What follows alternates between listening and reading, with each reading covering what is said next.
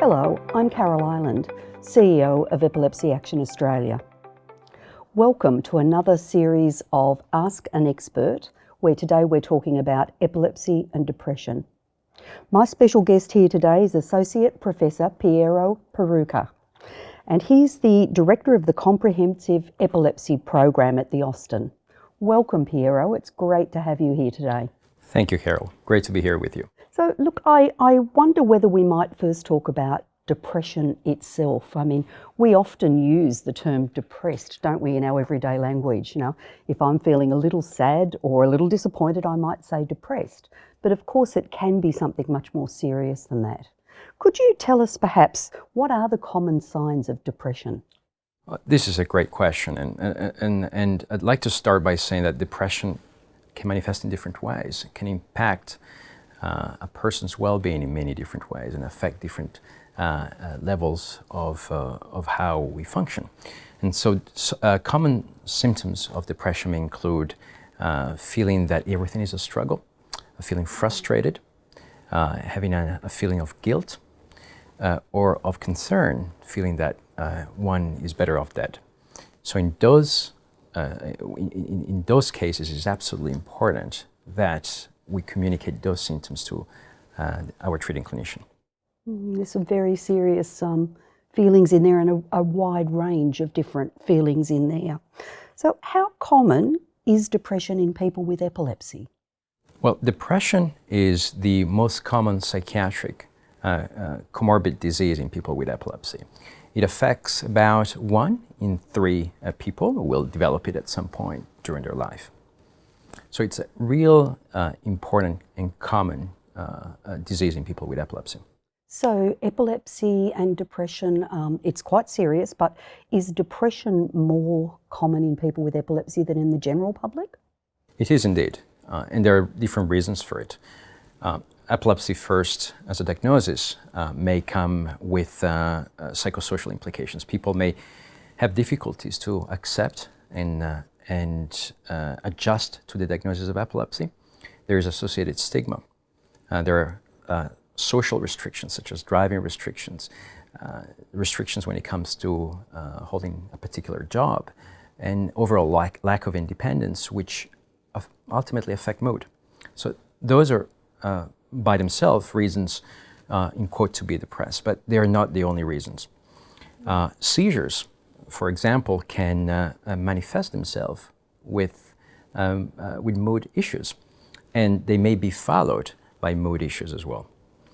And we shall not forget that there may be also a genetic predisposition to have mood issues in people with epilepsy. For example, having a family history of depression, which is a risk factor for having depression in an individual. And last but not least is also the potential adverse effect of treatment. So for example, there are certain anti-seizure medications which can have an adverse impact on mood.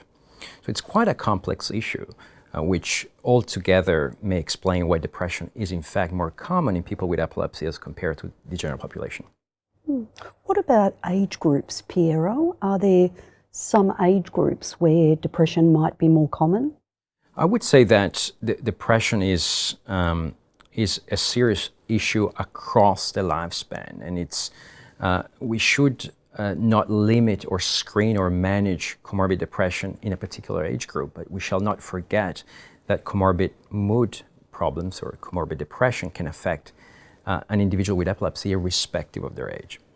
It's important to emphasize that psychiatric comorbidities may differ, however, across the lifespan, and certain individuals in their teens or in their childhood may have severe forms of epilepsy which are associated with behavioral problems, intellectual disability, or autism spectrum disorders. And that picture may differ from what happens later in life. Mm-hmm. But I'd like to emphasize the importance of a comorbid psychiatric disease in people with epilepsy, to the point that the International League Against Epilepsy has incorporated having a comorbidity in the assessment or the classification of the epilepsy. So again, emphasizing that epilepsy is not just seizures, but it's a lot more than that. Understand. So can the seizures themselves cause the mood changes? They can. So seizures can manifest as mood problems. Certain seizures, which can be difficult to recognize, may present with sudden or intense fear, but seizures can also be followed by psychiatric problems, and those problems sometimes can last up to a week after the seizure. And that's a problem sometimes when it comes to the clinician in trying to understand whether certain mood issues are related to the seizures or are irrespective of that because of that long duration of symptoms following a certain seizure. You mentioned stigma before. Some of Epilepsy Action's clients have told us that they have an emotional reaction to just having epilepsy themselves. But I think other people's attitudes can really impact. Is that what you're meaning by stigma? Absolutely. I mean, we are, despite being in 2022, stigma remains I would say, a troublesome reality that people with epilepsy have to face every single day. So the inability to be and interact with peers without being judged or without being labeled as epileptic. This is something that we need to move forward from, and definitely this affects people's well-being, including mood. And I think it's that's been expressed to us through our client group of late teens and early adults. They seem to have, young adults, they seem to have a real problem with that. I fully understand, and often those are the formative years, and having to deal with the judgment of your peers and being perceived as different when that same individual has to cope or adjust to something new as epilepsy, it can be a daunting process, and again, it ultimately can seriously affect mental health. Some of our clients have actually submitted some questions that they'd like to ask of you. Firstly, perhaps a couple of medication-related questions. One person talked about being on several different anti-epileptic medications and wanted to know whether those medications could in fact affect mood. So certain anti-seizure medications can have an adverse effect on mood, including depression. The interesting aspect, however, is that certain other anti-seizure medications can actually have a positive effect on mood. So it's really important to discuss these issues with the treating clinician. That's interesting. They can actually have a positive effect on mood. Absolutely. And so, in a way, the mood profile of an individual can guide the selection of the appropriate medication. And another medication question. Some people have asked if medications for depression can actually increase the risk of seizures. That is a great question, Carol, and there is lots of misconception about this issue. The broad answer to the question is that antidepressants or medications to treat depression are safe from a seizure perspective, in that they do not increase the risk of seizures. And this applies to the vast majority of medications for depression. There are a few exceptions, but again, I'd like to invite our audience to discuss these issues directly with our treating clinicians. So can depression itself make seizures worse or more likely to occur? Again, this is another great question. I think your clients have selected great questions for us. So I'd like to answer in two ways. Firstly, depression can affect the way we function, our well-being, our ability to be organized. And so if our well-being and our mental health is impacted by depression, we may forget, for example, to take our medications. And that obviously will have an effect on having a seizure. Interestingly, research has also shown that a history of depression is a predictor of developing drug-resistant epilepsy. So the short answer is yes, but it's important to emphasize these 2 points.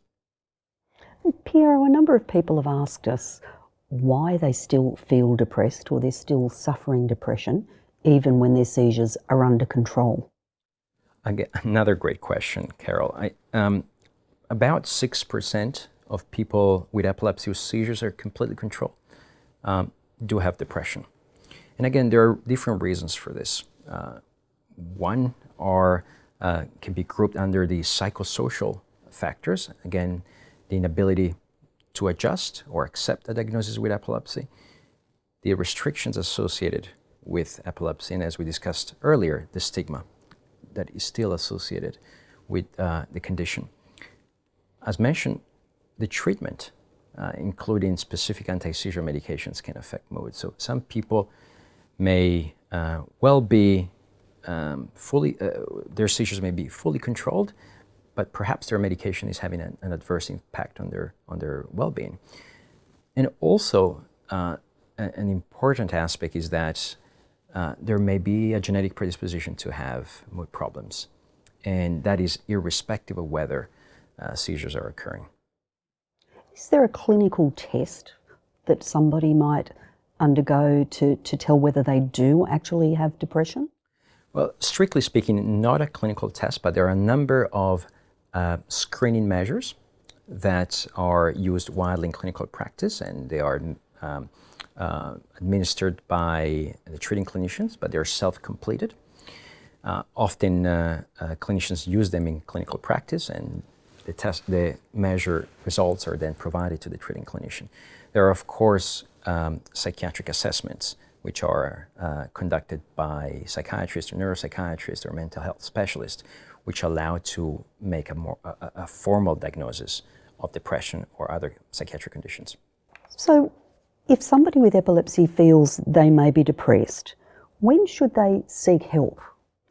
Immediately, I will say. They should be able to discuss freely their symptoms with their treating clinician. This includes treating clinicians, this includes their neurologist, but also their first point of contact, which is the general practitioner. It's really important not to sweep those symptoms under a rug, but be able to open up and have a free conversation, because this will benefit their mental well-being, but may also benefit their epilepsy. So some of our clients are actually asking what they can do themselves to help treat their depression. Are there lifestyle changes? Are there vitamin supplements? What can they do? Thank you, Carol. Again, that's a great question. The management of depression starts with discussing the problems with the treating clinician. And once symptoms of depression are identified or a formal diagnosis is made, there is a clear pathway for this. And the management includes options such as cognitive behavioral therapy to medications for depression. And it's important, again, to discuss these issues with the treating clinician, who then will be able to advise what best option is available there for the individual. So they really need to be seeking professional assistance? Absolutely. Yeah. Okay. So some very specific epilepsy-related questions, if I could. One person asks, why isn't my neurologist checking if I have depression? And another said, I get treatment for my epilepsy from my neurologist. Why isn't she giving me medication for depression? This is a very important point, and historically, neurologists have stayed away from screening and managing comorbid depression in people with epilepsy. And I would say it's only been in the past few years where the community has thoroughly recognized the importance of identifying symptoms of depression and managing them at the neurologist level. And I really advocate for neurologists to not shy away from this, because again, epilepsy is not just seizures, but it's a totality of problems that come with epilepsy, comorbid mood problems, social restrictions, side effects of medications, and so forth. So it's important to look at the patient in his or her totality. And neurologists are already in a position to screen for depression and manage depression, and can manage uncomplicated forms of depression. One of our clients has actually asked Piero if they had epilepsy surgery, would it make their depression get better? So epilepsy surgery can improve a pre-existing mood issue. In 30 to 50% of people who undergo the most common form of epilepsy surgery, which is a temporal lobe epilepsy surgery, there is an improvement in mood. However, there's a minority of people in whom mood may actually worsen after surgery, or an even smaller risk for having new mood symptoms which have never been there before. So again, it's really important in the process of evaluating someone as a candidate for an epilepsy surgery to have a thorough screening for mood problems, but also counsel the individual about the potential risks that can happen, as well as the benefits of surgery. There's a lot of preparation in making that decision, isn't there? A big preparation which involves a large number of experts who are involved and jointly work towards the best care for a patient. Piero, another person has actually said that their mood has actually improved since they had a vagus nerve stimulator or VNS implant. Is that possible? Short answer, yes. Clinical practice as well as studies show that mood can improve in people with epilepsy in whom a vagus nerve stimulation has been implanted, and that benefit is seen over time. Given that depression is clearly more common for people with epilepsy than the general public, could you perhaps tell me what are the benefits for somebody with drug-resistant epilepsy in being treated at a comprehensive epilepsy centre? Great question, Carol.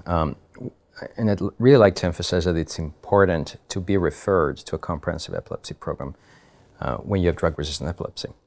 And the advantage of coming to a program, as the name says, comprehensive, is that we can take care of the individual take care of the patient from many different angles, and it includes mood, and identify perhaps depression, which has been recognized, and be able then to manage it and provide a pathway for that person moving forward. So there are clear advantages of coming to a comprehensive epilepsy program, and in people with drug-resistant epilepsy, should be considered early on.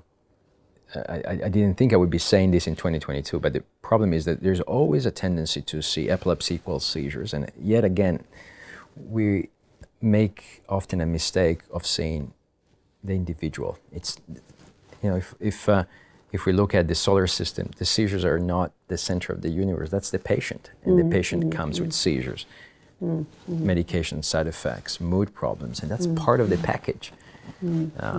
So still a common mistake is when a person comes to your clinic, you just ask, how many seizures have you had last time? Okay, next review will be in 3 months or 6 months. We haven't done our job if we're doing it that way. So I think the message is identifying, recognizing depression is a critical step in the management of epilepsy. As I said at the outset, Piero, it's not uncommon for us to feel sad or upset, is it? We all go through those things. But if somebody's becoming more and more sad, they're losing motivation and experiencing some of those things you talked about earlier, it's obviously really important that they talk to their treating doctor. Are there any final thoughts you would have for those people that might be listening today? Yes, Carol. I'd like to say that managing epilepsy, it's not just managing seizures. And it's very important that we discuss with our patients and that our patients discuss with their treating clinicians their mood. This is a critical part of every single interaction between a patient and a treating clinician.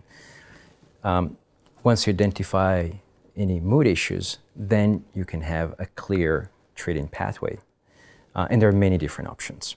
But this starts with recognizing the problem. And once we have recognized the problem, we can offer that person the right option. And ultimately, the benefits will also extend to epilepsy itself. So again, let's not forget that the patient is the center of our universe, and that seizures are just one aspect. Mood is another important aspect. Side effects of medications are other important aspects, and so forth. And we need to see a patient in its full complexity and try to help that individual as much as we can. Could you discuss a little more the relationship between depression and epilepsy? This is a fascinating topic. People with epilepsy have an increased risk of depression, and we have just discussed the potential explanations for this. But interestingly, people with depression have a 2 to 3-fold increased risk of developing seizures and epilepsy. So there is really a bidirectional relationship between these two diseases. And as I said, it's a fantastic and fascinating field, and I expect more research to come through in the next few years. Piero, thank you so much. There's obviously hope for our patients who might have epilepsy and might have mood issues as well. Obviously, the key message is speak to your doctor and find the right treatment path. So thank you very much for speaking to us today about epilepsy and depression. Thank you, Carol. It was great to be here with you today, and I hope your clients found this discussion useful. Thank you.